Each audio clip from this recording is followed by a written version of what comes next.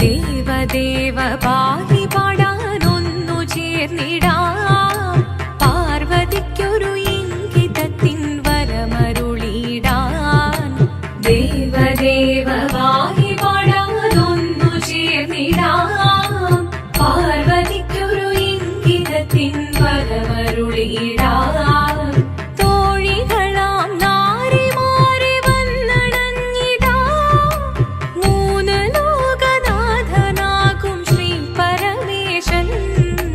ചാരുചന്ദ്രലോലഭാവമാം പുളിനങ്ങൾ കേളിയാടി മന്ദഹാസമായി പുളിനങ്ങൾ നീളെ.